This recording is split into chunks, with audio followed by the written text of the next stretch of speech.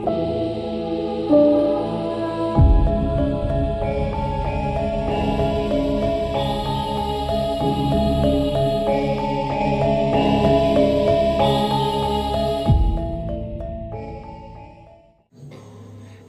itu menutupi aib orang lain. Ini Islam.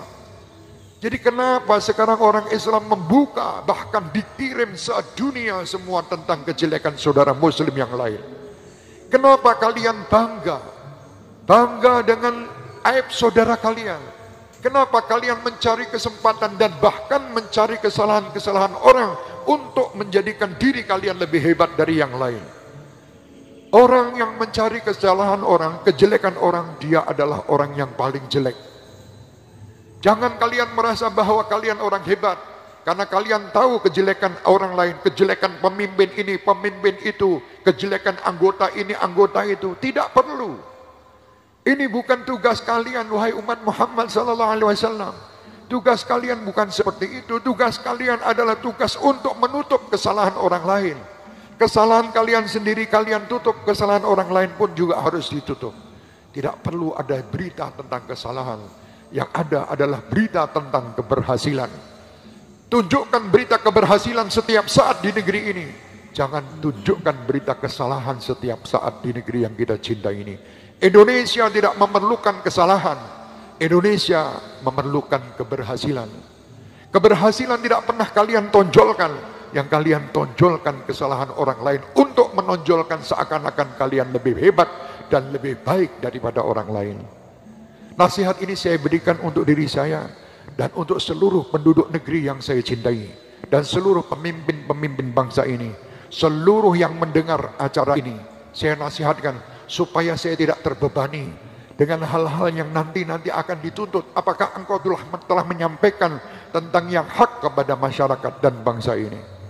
Mudah-mudahan Allah Subhanahu wa taala mengampuni saya, mengampuni Bapak Presiden, mengampuni semua menteri-menterinya, mengampuni semua anggota DPR, mengampuni dosa Wakil Presiden, mengampuni dosa seluruh anggota TNI dan Polri kita, mengampuni dosa ulama-ulama kita, mengampuni dosa seluruh masyarakat dan bangsa kita. Mudah-mudahan dari malam hari ini semuanya akan dibukakan hatinya oleh Allah untuk selalu menonjolkan kebaikan, bukan mencari dan menonjolkan kejelekan. Amin, amin ya rabbal alamin. Ya Rabb, kami titipkan negeri dan bangsa ini kepadamu. Engkau telah memerintahkan kami untuk menyampaikan, kami telah sampaikan ya arhamar rahimin. Dan kami bukan lebih baik daripada mereka. Kami adalah sumber kejelekan, tetapi kami ingin menjadi baik bersama mereka. Ya Allah, jadikan kebaikan ke depan adalah kebaikan yang akan mengantarkan negeri ini menjadi baldatun thayyibatun wa rabbun ghafur. Amin, amin ya rabbal alamin. Dan jadikan penduduk negeri ini semua berhasil. Yang lagi berdagang ya Allah, jadikan perdagangan mereka lancar dan berhasil dengan ridha dan rahmat serta berkah darimu. Yang lagi bekerja, jadikan pekerjaan mereka ya arhamar rahimin pekerjaan yang membawa keberkahan dan keridhaan darimu. Yang lagi bertugas ya Allah mengamankan negeri ini, berilah kepada mereka kemampuan dan kekuatan agar mereka dapat mengamankan dan menyelamatkan negeri ini dengan baik.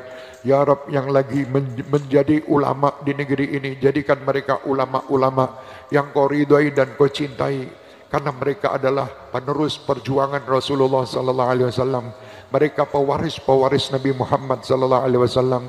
Ya Allah, seandainya ada dari bangsa ini siapapun mereka berbuat salah atau dosa, kami yakin mereka adalah hamba-hambamu yang lupa, hamba-hambamu yang tiada mampu melawan syaitan dan nafsu.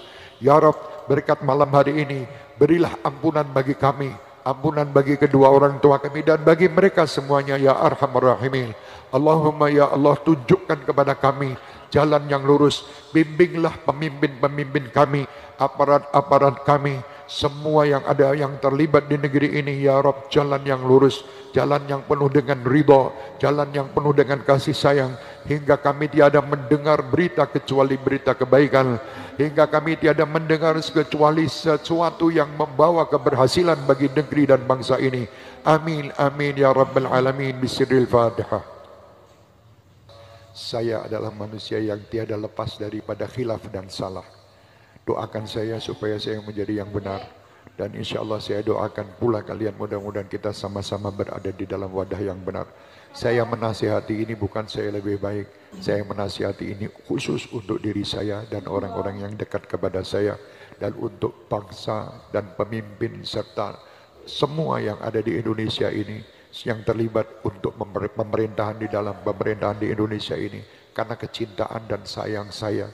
Bukan saya menghinakan siapapun, mereka semua adalah baik.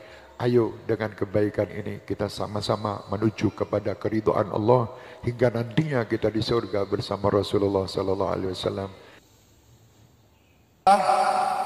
Sekitar 124.313 atau 124.315 tidak pernah sekalipun Allah menyatakan kepada semua nabi dan rasulnya dengan kalimat Habib. Habib hanya ucapan yang Allah sematkan secara khusus terhadap Kanjeng Nabi Muhammad SAW, tidak terhadap siapapun. Tidak terhadap siapapun. Habib ada sebuah gelar yang Allah sematkan kepada kekasihnya yang paling terkasih karena memiliki hubungan yang sangat indah, hubungan yang sangat romantis. Sejak kapan kalimat Habib bisa dipakai oleh umat Nabi Muhammad? Sejak kapan? Orang-orang tidak beradab, tidak berajal tentang ilmu.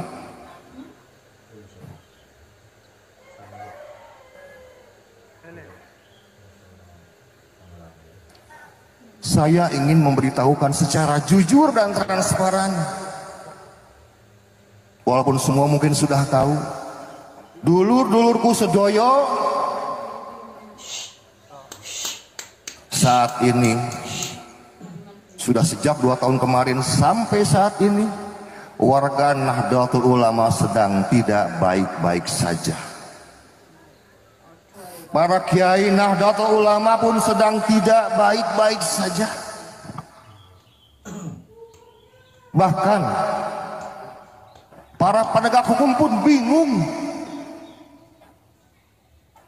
Walaupun mereka tahu mana yang benar dan mana yang salah, karena mereka terikat dengan kalimat siap dan laksanakan. Kita paham.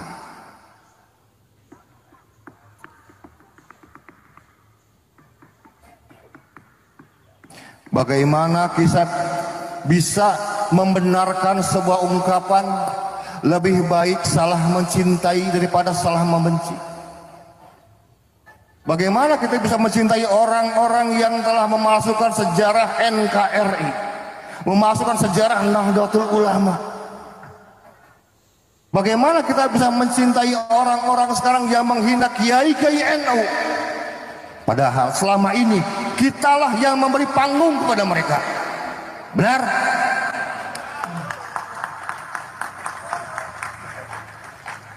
Apakah mereka pernah berterima kasih pada kita? Tidak pernah sekalipun. Siapa yang mengenalkan kepada mereka? Kiai-kiai kita, ulama-ulama kita.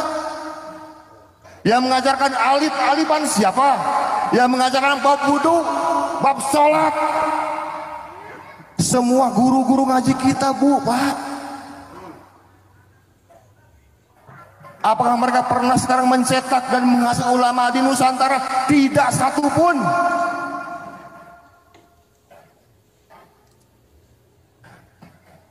Saya penulis buku, Pak, Bu. Mohon maaf, Romo Kiai.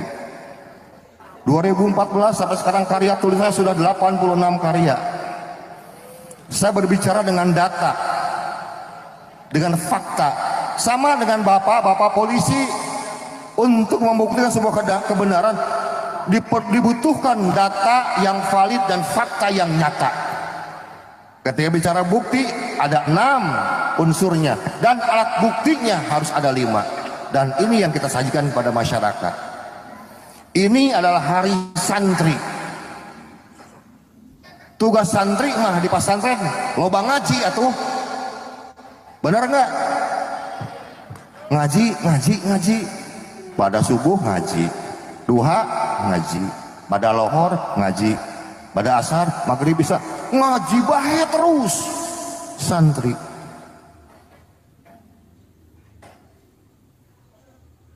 Dihadapkan kita tiap hari untuk mengkaji berbagai data dan informasi yang terdapat dalam kitab-kitab yang diajarkan oleh guru-guru kita semua.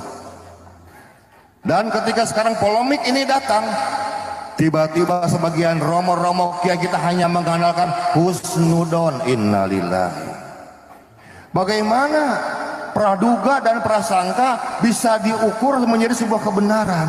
Bagaimana praduga dan prasangka bisa dikeluarkan dari dalam hati? Kemudian alat timbangnya apa? Ada tidak? Tidak ada. Dan tetap mereka mencintai perkara yang salah.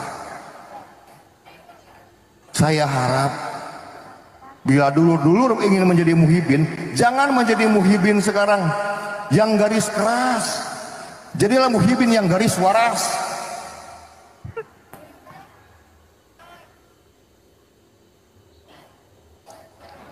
Ini bangsa Indonesia, bangsa kita. Kalau bukan yang meruat dan merawat oleh kita, lalu oleh siapa lagi?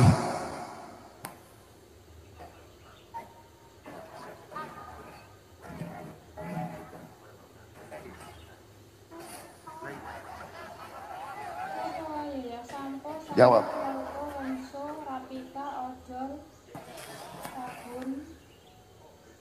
Sekarang orang ingin mendengar suara-suara kebenaran itu sekarang banyak ragu, banyak takut. Saya berbicara tentang fakta. Betapa banyak kiai-kiai dan ulama-ulama kita dicaci maki, dihina secara belak-belakan oleh mereka. Lalu ketika sekarang saya dengan saudara saya Kiai Imad dan yang lain-lain berbicara belak-belakan juga untuk membela kiai-kiai NU. Loh, apa yang salah kiai? Apa yang salah sebetulnya? Izinkan saya berbicara berdasarkan fakta. Hukumnya fardu kifayah. Harus ada yang berbicara. Ibu dan bapak siapapun ingin mencintai sesuatu, siapapun monggo. Kita punya dalil masing-masing. Kita punya hujah masing-masing.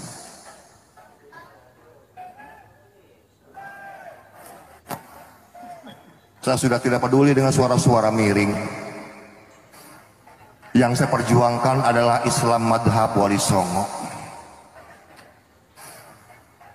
Yang saya pertahankan, yang saya rawat adalah kemuliaan leluhur para kiai dan Nahdlatul Ulama.